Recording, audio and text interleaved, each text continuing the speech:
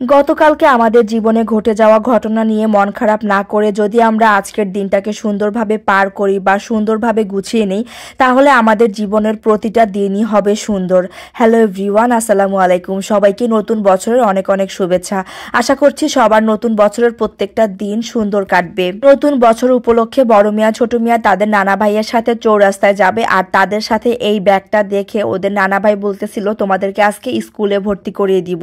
কিছুদিন আগেই মনে হলো আমি স্কুল জীবন শেষ করছি, এখন আমার বাচ্চারা আবার স্কুলে ভর্তি হওয়ার প্রায় সময় হয়ে গেল। আজকের দিনটা আমাদের কাছে প্রতিদিনের থেকে একটু আলাদা। আজকে বাসায় কিছু মেহমান রয়েছে। সকালবেলায় আমি বাবুদেরকে বিদায় করে নিজের জন্য একটু চা বসিয়ে দিলাম চুলায়, আর রান্নাঘরে কে কি করছে সবকিছু আপনাদের সাথে আজকের ব্লগে অল্প অল্প করে শেয়ার করব।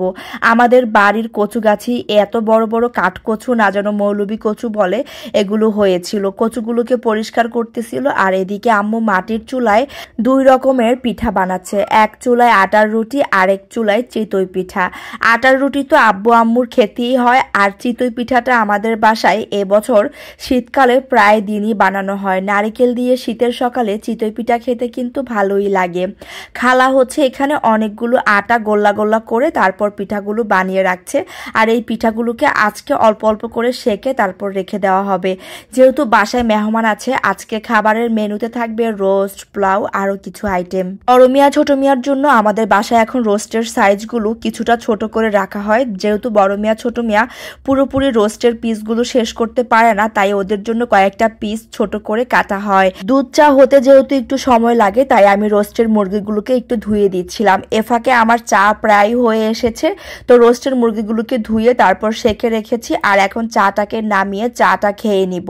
বড় মিয়া ছোট মিয়া আসার আগেই চা খাওয়া শেষ করতে হবে। বাবুরা চা খাওয়া দেখলে ওরাও চা খাওয়ার জন্য কান্না করতে থাকে। এখানে আম্মু রোস্ট, পোলাও সবকিছু এক এক করে রান্না করবে। তো প্রথমে হচ্ছে পোলাও রান্না করবে, আর আরেকটা চুলাতে বুট ভাজি করে নিবে। ছোলা বা বুট আমাদের বাসায় যখন বেশি মেহমান থাকে তখন এই আইটেমটা রান্না করা হয়। আর অপর চুলায় দাদু যখন তালের সিজন ছিল, তাল পাঠিয়েছিল, ওই তালটুকু বের করে এখন আবার আম্মু দুধ আর নারিকেল দিয়ে জাল দিয়ে নিচ্ছে। আমাদের বাসায় যখন বেশি মেহমান থাকে তখন এই ধরনের ভারী নাস্তার আইটেমগুলো বেশি করা হয়।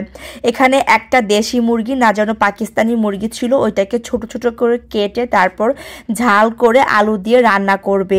আমাদের বাসায় যেহেতু সবসময় মাটির চুলায় রান্না করা হয়, তাই আমার আম্মু একসাথে সব ধরনের আইটেম কাটা বাটার কাজ শেষ করে তারপর এক এক করে রান্না বসিয়ে দেয়।